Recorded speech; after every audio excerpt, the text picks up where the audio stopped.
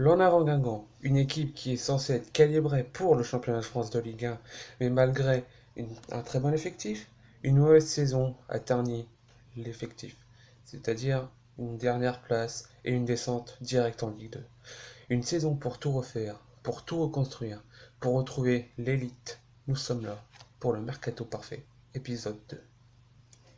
Salut à tous, c'est Jibento, j'espère que vous allez bien. On se retrouve aujourd'hui pour une toute nouvelle vidéo pour le deuxième épisode du Mercato Parfait, qui sera aujourd'hui consacré à l'en avant Guingamp. Comme vous avez pu voir dans l'introduction, Guingamp qui est redescendu en Ligue 2 malgré un très bon effectif.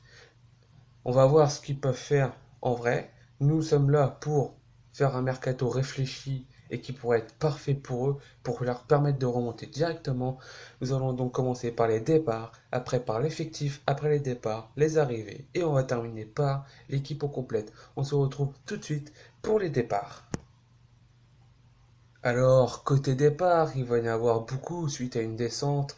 Alors, je pense notamment à des joueurs comme Eboa, Rebocho, Ludovic Blas, Marcus Coco, ou même Marcus Thuram, qui vont partir. Tous ces joueurs devraient partir entre 5 et 7-8 millions, ce qui peut donner une belle enveloppe pour un club de Ligue 2. Après, je pense aussi à des joueurs comme Salibur, qui reviennent de prêt à Saint-Etienne, qui n'ont absolument aucune envie de jouer en Ligue 2, ou comme des Rodelin ou Nolan Roux qui peuvent partir parce qu'ils sont trop vieux pour jouer en Ligue 2.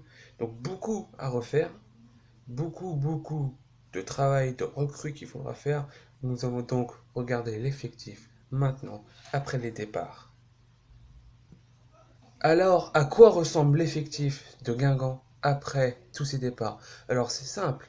Au niveau des gardiens, nous avons Marco Alcaïar qui devrait être le titulaire cette saison avec Petric comme doublure. C'est plutôt bien pour un club de Ligue 2. Après, côté droit, nous avons Larsson et Traoré qui se valent un peu. Et on ne sait pas qui pourrait être titulaire, mais je partirais plus sur un Larsson. Après, côté gauche, nous avons Tabanou qui est la doublure. Et Poiti qui est acheté par Guingamp à Montpellier après un prêt l'année dernière à 3 qui pourrait partir titulaire, sachant qu'il connaît la Ligue 2. Après en défense centrale, nous avons Gilo Boggi qui est en instance de départ, mais je le garderai pour un peu d'expérience. Et je pense que, vu que c'est la Ligue 2, c'est le bon moment de lancer le petit jeune Koita en tant que titulaire, qui a fait quelques temps de jeu par-ci, quelques temps de jeu par-là ces dernières années en Ligue 1. La Ligue 2 pourrait le lancer vraiment, donc je mettrai titulaire. En doublure, je mettrai la bonne vieille défense centrale, Carbrat Sorbon. Très âgés les deux. Je pense que cette saison pourrait les aider à enchaîner, à passer un cran en dessous, peut-être une potentielle reconversion à venir. Mais je pense que profiter de cette saison pour lancer les jeunes joueurs, leur donner de l'expérience pour pourquoi pas les garder en Ligue 1 s'ils remontent. Après, au niveau du milieu, en Chantinelle en numéro 6, Lucado, qui ne devrait pas partir, sachant qu'il est très attaché à la Bretagne, à moins d'un départ dans un club breton, ce qui m'étonnerait. Je vois bien Lucado rester. En doublure de Lucado, j'ai pensé à Firi. Firi, malgré quelques bons temps de jeu l'année dernière, je le vois en rôle de doublure, sachant qu'il n'a pas fait vraiment la meilleure des performances. Alors après, nous avons Ndong qui pourrait être titulaire juste un cran au-dessus, mais je ne sais pas ce que ça pourrait donner. Après, en doublure de Ndong, j'ai pensé à Fofana. Fofana qui a été acheté à Amiens l'année dernière. Il n'a pas fait une grande impression, du coup, moi perso, je pense qu'il devrait être doublure. Après, ça se complique. Il leur faudra recruter un 6 titulaire et un 6 remplaçant. Du côté de l'attaque, côté gauche, Nicolas Bénézé. Bénézé, je pense qu'en Ligue 2, ça peut faire l'affaire. Malgré quelques tensions apparemment entre les deux clubs, je le vois bien rester un Guingamp et être titulaire. En doubleur de Bénézé, j'ai pensé à Pelé. Pelé, qui était Brian Pelé, qui était à Brest, après à Troyes, qui a été recruté récemment par Guingamp, qui pourrait faire le bon rôle de doublure. Malgré son intelligence pour jouer des deux côtés, je le mettrai en doublure à gauche, parce qu'à droite, il faut recruter vraiment. Alors à droite, venons-en, nous n'avons pas de titulaire, nous avons un remplaçant, Mbakoto. Mbakoto, je me suis dit, autant le garder, parce que ça peut être sympa pour la Ligue 2. Alors après, le rôle d'attaquant, ça va être plus compliqué parce que départ de Roux, départ de Rodelin, autour de près de Julan, pas beaucoup de choix. Du coup, j'ai décidé de donner la place titulaire à Nathanaël Julan, qui avait été prêté à Valenciennes la saison dernière, qui connaît du coup la Ligue 2. et qui pourrait vraiment s'imprégner du jeu Guingamp P pour gagner sa place titulaire en Ligue 2 et pourquoi pas, s'il fait une bonne saison, avec Guingamp remontant en Ligue 1. Après, ça va être compliqué, il nous faut un buteur remplaçant. Donc forcément, il va falloir chercher un peu partout. Donc, on va passer aux recrues. Alors, en recrue, il nous faut donc deux milieux, un titulaire, un remplaçant, un, un ailier droit titulaire et un buteur remplaçant. Donc, il nous faut 4 postes à trouver dans ce mercato. On se retrouve tout de suite pour les recrues. Alors, après avoir cherché et réfléchi rudement et très longtemps, j'ai trouvé les recrues qui pourraient être parfaites au jeu de Guingamp.